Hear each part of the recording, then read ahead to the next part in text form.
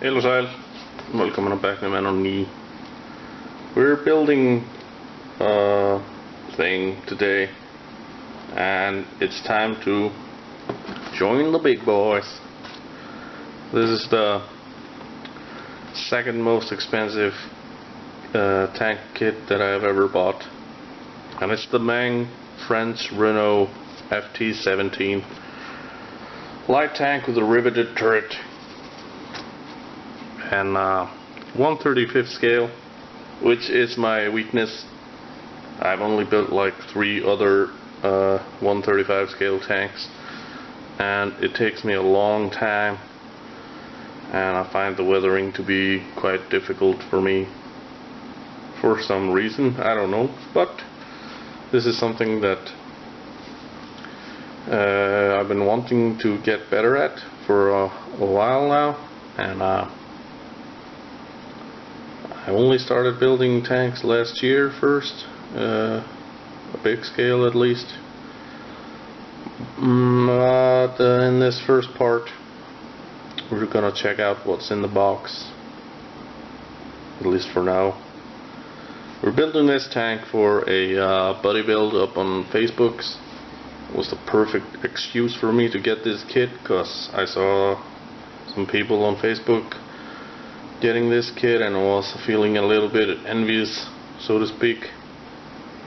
And yeah, perfect opportunity. As you can see, this box is packed with plastic. I opened it up a little bit and I haven't gotten it to close decently since, because it is packed to the brim with plastic.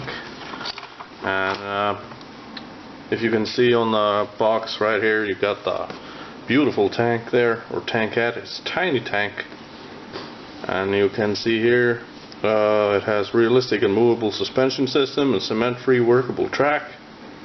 That will be my first movable suspension system and workable track. The first time I do individual track links even. And it has precision photo etch thread included. That's gonna be the first time I'm using photo etch, or technically the second time. I have one work in progress with a single photo etch part, and it also includes the diorama base, which is basically what you see on the cover art right there, a tiny piece of some landscape. But if I remove the lid, and I'm not going to be doing a thorough review of this since there are plenty out there. And first of all, we have a ton of plastic and some more plastic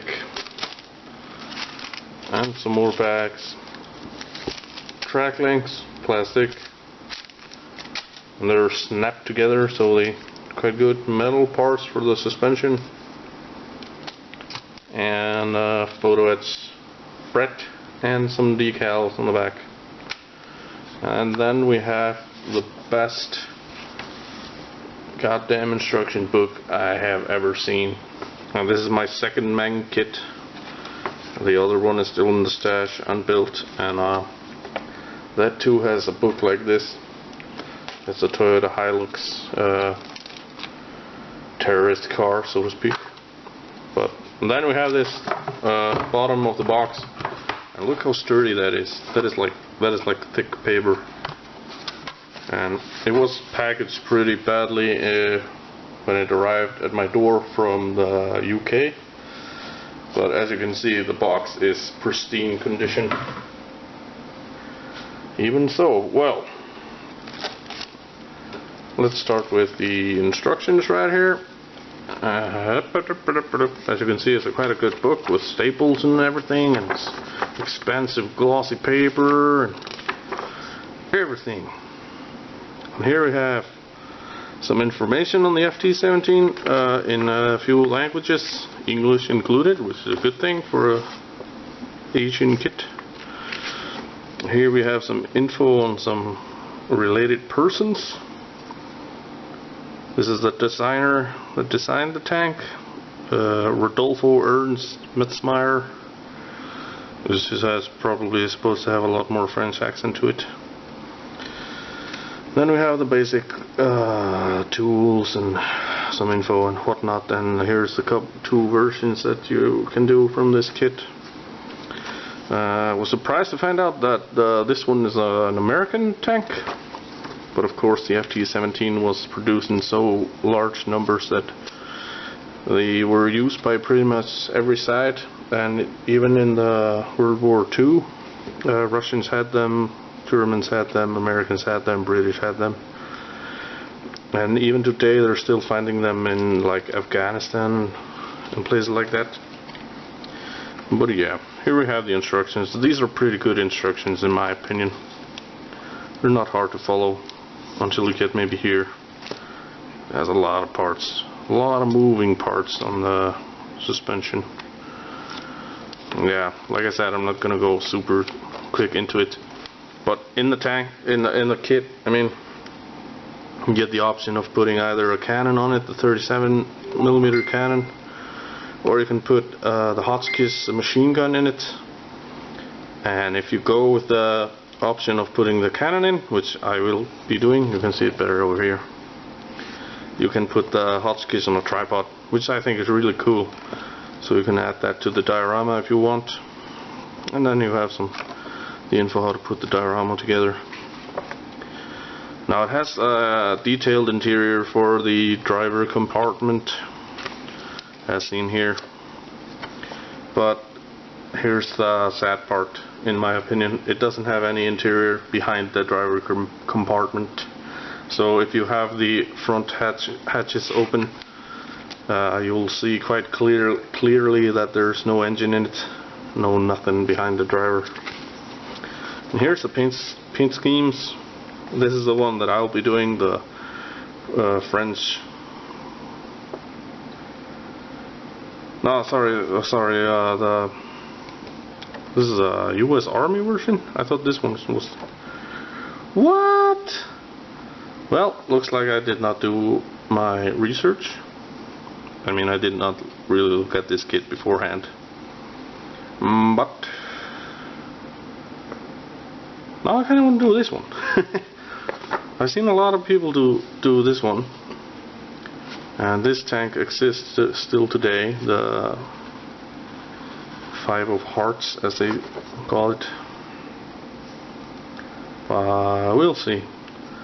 So this is a US Army version for Verdun, October 1918, and this is the National Revolutionary Army of China, 1929.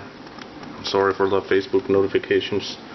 I'm a super professional doing these things, as you can tell by my videos.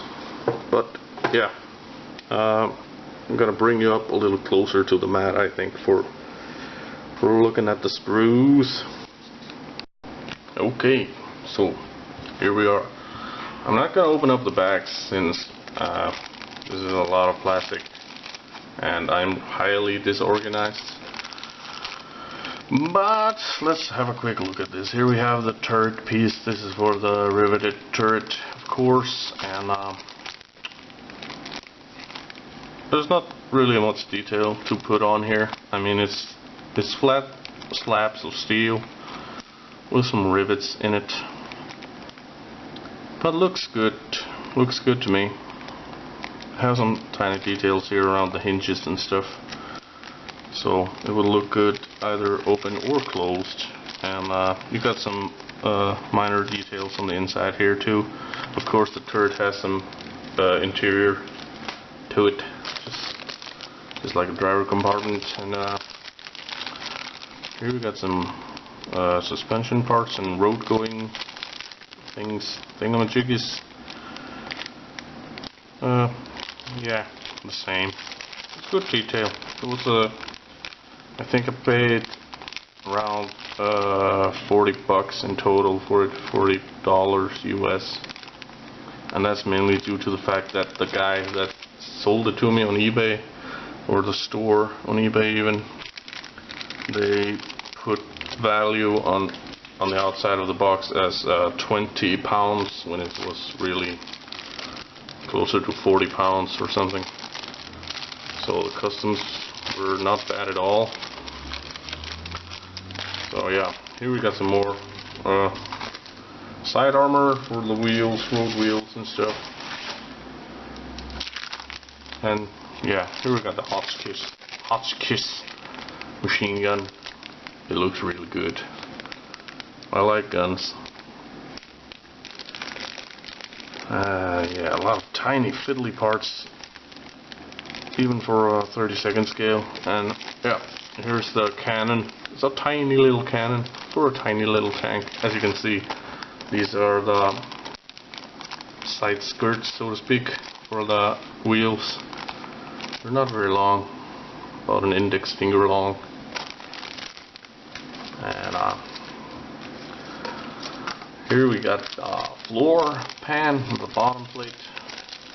This is how long the tank is, really. As you can see, we can compare it to my last 35th scale tank that I built. This T-34. So you can see it's not big at all. It's quite tiny. And I thought the T-34 was tiny because I only built modern tanks before that, like a Leopard and a Patton tank, M48. But yeah, I digress. I'm just rambling on here, not really knowing what to say. It's late at night. Everybody's in bed except for me, and I've been procrastinating this build for 2 days now. Everybody has started except for me. That's in the buddy build. Anyways, here are the side panels. Lots and lots of little detail rivets there. And I'm not really sure where I'm going with this tank. I might do it like it's a bit rusty with some rust streaks down the, like it's abandoned or something. I don't know. Or I might do it like mint condition, because I've seen a lot of pictures of these tanks in museums and I like the way they look. But yeah, you got some tools here. I don't even need the shovel, so you can put that in your spares box for a later date. And we got a beautiful texture here on the driver compartment floor panel. And we got some armor pieces, and all the hatches are molded. Real nicely, so you can leave them open if you want. And they got like rivet details on the inside too. But like I said, then you would have to find an aftermarket engine or something. And here we got the road wheels, or just wheels, I don't know what to call it. They're pretty basic, and there are a lot of them, and they're really small. Really small. And here we got the metal parts. We got some springs and pins and whatnot. And I noticed that the top of the pins here even has like some detail, so it looks to scale with a nut threaded on some shit. And then we got the track links. They're all individual, and they all have a nasty ejection pin mark right smack in the middle there, which is in the upper side. And according to some pictures that I've been looking at online, they look pretty darn close to the real thing. And yeah, let's open this one up. Let's check out the decals. I got no idea what I'm picking up. Oh, look at that. Decals are pretty minimal. I'm quite unsure on which version I'm gonna do, but I'm kind of drawn towards the American one because it has the heart, and it's kind of cute, if you don't mind me saying. Well, yeah, I have no experience with Meng decals. This is going to be the first Meng kit that I built. But these decals look real nice, and I see my favorite, printed by Cartograph. So these decals are going to be super good. because I know Cartograph, Airfix uses them, Revell uses them. So that's something to look forward to. There's always many people don't like the decal part, but ever since I discovered Cartograph and Microsol and Microset, I have found that the decaling is one of my favorite parts in mod building. And here we have the photo edge fret.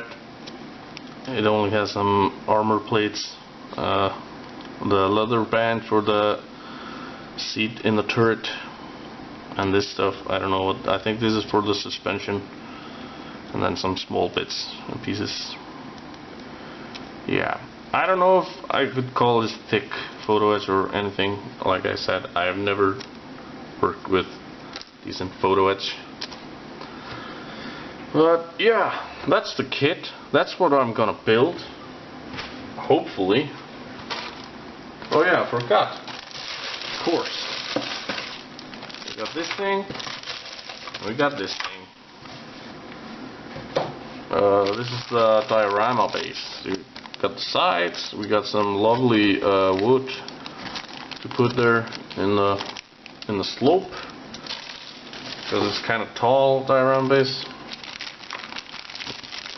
And here we got the top plate. We got some track marks molded in there. This would be the slope, just mud, and then you put these sandbags on it, and the wood fencing, and I guess these are gonna be like frame around the bottom end. So yeah, if you're into diorama parts and stuff, I actually saw one review on the YouTubes where the guy said that the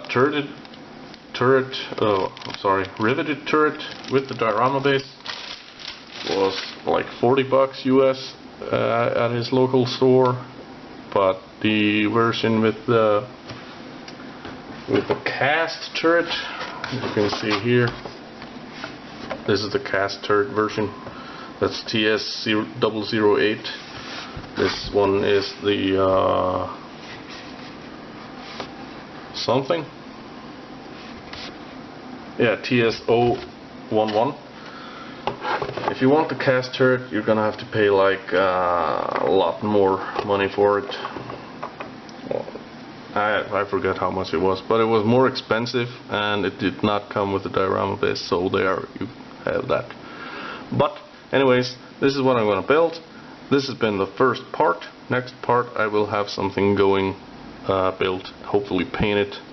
I see I have to paint the interior with some black, and I've run all out of black. So tune in for the next time. I hope to see you soon. Bye.